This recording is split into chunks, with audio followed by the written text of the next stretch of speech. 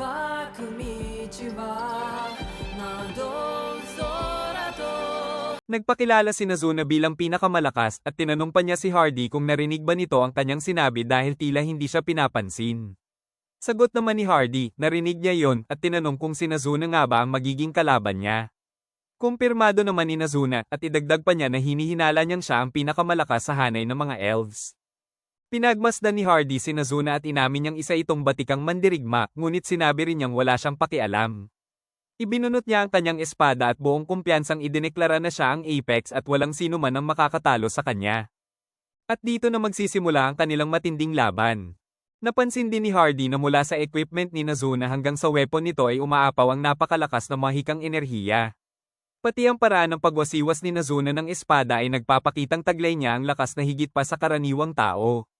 Dahil nakatayo lang si Hardy at hindi pa kumikilos, si Nazuna na ang unang umatake. Isang malakas na swing ang ginawa niya at agad na nawasak ang isang bahagi ng tower.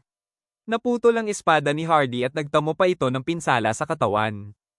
Agad namang nag-alala si Nazuna, hindi makapaniwala na tapos na agad ang kanilang laban. Pero sinigawan siya ni Ellie dahil nasira niya ang pader ng tower, kahit malino na ipinaliwanag na nito kanina na ang tower ay nakalink sa mana pool ni Ellie. Idinagdag pa ni Ellie na ang 4th floor ay espesyal niyang dinesign para kay Nazuna upang palakasin ito gamit ang extra magical reinforcement. Humingi ng paumanhin si Nazuna, ngunit habang binibigyan pa rin siya ng sermon ni Ellie tungkol sa tamang pagkontrol ng kapangyarihan, biglang nagsalita si Hardy sa mahinang tinig at gumamit ng mid-heal upang gamutin ang sarili. Agad naman itong ini-report ni Nazuna kay Ellie na muling bumangon ang lalaki.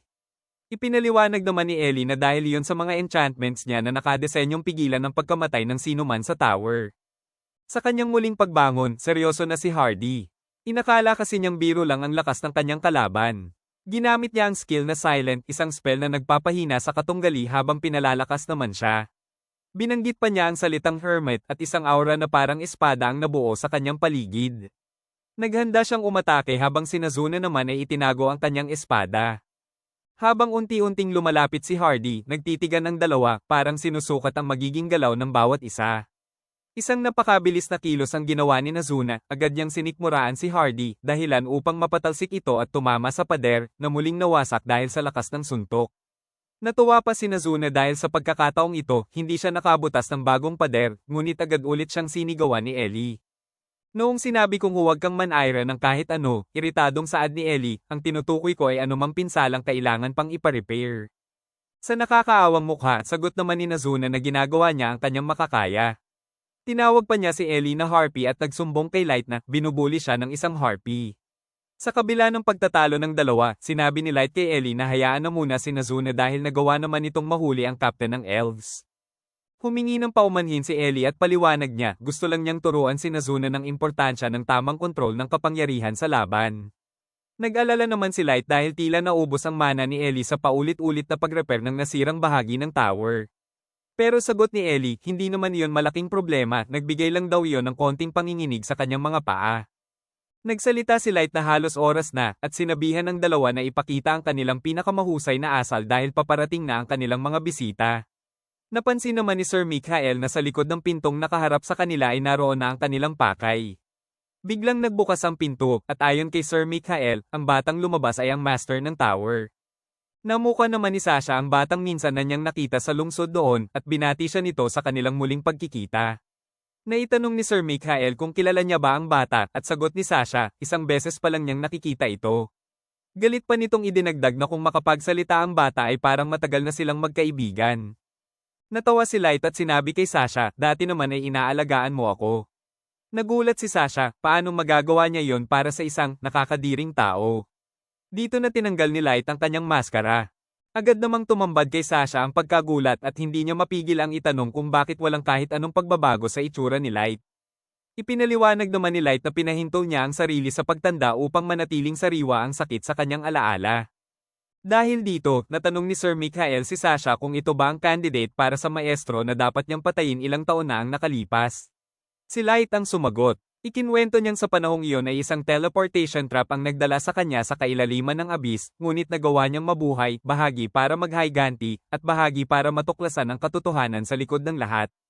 Ang mga babaeng nasa tabi niya ngayon ang isa sa mga dahilan kung bakit siya patuloy na nabubuhay. At mariin niyang sinabi kay Sasha siya na ang susunod sa kanyang revenge list. Natawa si Sir Mikhael at mas lalo pang pinuri si Sasha dahil para sa kanila ay isang napakalaking oportunidad ito na corner na nila ang kriminal na nagpakawala ng dragon laban sa kaharian.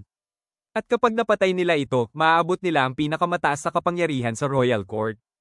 Sinabi pa niya kay Sasha na huwag nang alalahanin ang kasinungalingan sa report na patay na ang batang iyon, maaari nilang i-claim na ibang bata ang kaharap nila ngayon. Ang kailangan lang nila ay tapusin ang misyon at ihayag ang sikreto ng tower. Dahil dito, muling lumakas ang loob ni Sasha at hinamon niya si Light. Tumayo si Light at sinabihan sina Ellie at Aoyuki na huwag makikialam. Lumapit siya kina Sasha at may malamig na ngiti, sinabi. Ngayong narito na tayo, oras na para ibigay ko ang aking wedding gift para sa inyo. Isang ice-cold dish of revenge. Natawa naman si Sasha at wala siyang pakialam kahit gaano pa lumakas si Light sa paglipas ng mga taon dahil para sa kanya isa lang itong tall unang human na walang silbi. Ipinakita pa ni Sasha ang kanyang level na higit pa sa 500 at dinala rin niya ang kanyang special item, ang Ocarina. Agad niya itong ginamit at mula rito ay lumabas ang 3 Phantasma class weapon na pagmamay-ari ng Elven Nobility, ang mga Angel Ocarina. Umatake ang isang Angel, ngunit mabilis itong naiwasan ni Light. Nang si Light naman ang umatake, isang Angel ang hamarang gamit ang shield upang pigilan siya.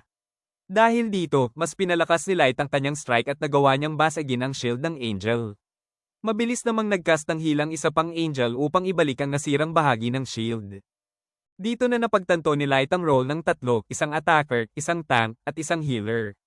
Hindi makapaniwala si Sasha sa ipinamalas na lakas ni Light dahil para sa kanya ay isa lang itong level 15. Pero sinabi ni Light na nag-training siya ng husto at ipinakita ang kanyang totoong level 9,999 na ikinagulat ni Sasha. Agad naman siyang binalaan ni Sir Mikhael na huwag agad maniwala, isa lamang daw iyong panlilinlang at imposibleng makamit ang level 9,999. Naniwala naman si Sasha at pinaatake niyang muli ang mga Angel Knights. Nag-release si Light ng Dust Press, Shadow Dance, at Fire Squall upang pigilan ang anumang healing. Sinundan pa niya ito ng Ice Sword at Fire Arrow.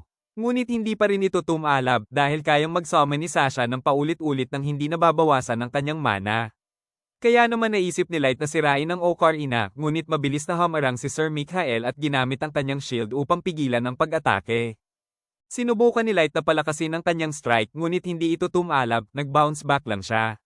Napaisip tuloy si Light kung anong klaseng shield iyon. Ipinaliwanag naman ni Sir Mikhael na ang hawak niya ay ang Shield of Blessing and Retribution, isang shield na kayang i-absorb ang atake ng kalaban, ibalik ito sa kanila, at kaya ring palakasin ang nagmamay-ari nito pati na ang kanyang mga kasamahan. Nagyabang si Sasha habang pinagmamasdan ang ipinapakitang lakas nila at tinanong si Light na may halong pang-aasar kung may masasabi pa ba siya dito. Ngunit natawa lang si Light. Nagbago ang kanyang aura at malamig niyang sinabi. Ipararanas ko sa iyo ang totoong pakiramdam ng desperasyon. Nag-alala si Ellie at sinabing huwag niya itong gawin, ngunit huli na. Lumabas ang mga kadena sa paligid ni Light. Binanggit niya ang code 9,999 at ginamit ang extra rarity, God Requiem Gengner. Nagbago ang itsura ng kanyang weapon at daman ni Sasha ang umaapaw na enerhiya nito. Kita sa mukha nila ang kaba, ramdam nila ang panganib at lakas na nagmumula kay Light. Umatake ang mga Angel, gumamit pa ng shield, ngunit madali lang itong binura ni Light. Habang sinusubukan pang mag-summon muli ni Sasha, naramdaman ni Light ang matinding lakas ng kanyang weapon, sinisira nito ang sariling defense ni Light at unti-unting sinusunog ang kanyang kamay. Pero wala na siyang pakialam kahit masunog pa ang buong braso niya. Umatake ang isang Angel gamit ang Holy Javelin, isa sa pinakamalakas na skill sa arsenal ng Archangels. Kahit dahan-daang bumabagsak ito kay Light, agad niya itong napigilan. At may mapang-asar ng ngiti pa siyang nagtanong. Sa tingin mo ba, mapapatay mo ako gamit ang parlor trick na yan? Muli pang umatake si Sasha, ngunit wala pa ring epekto. Sunod-sunod pa ang kanyang mga tira, pero walang tumama. At dito na makikita ang mabilis na pag-evaporate ng kumpiyansa ni Sasha, na palitan ng takot. Samantala, tumatawa na lang si Light sa mga walang kwentang pag-atake ni Sasha, at malamig niya itong binalaan. Mas mabuti pang pigilan mo ako, bago ko dukutin ang mga bituka mo. Nag-enjoy ka ba sa episode na to? Kung oo, palike naman ng video at huwag kalimutang mag-subscribe sa aming channel. Malaking tulong yun para sa amin bilang small content creators. Maraming salamat po, arigatou gozaimasu.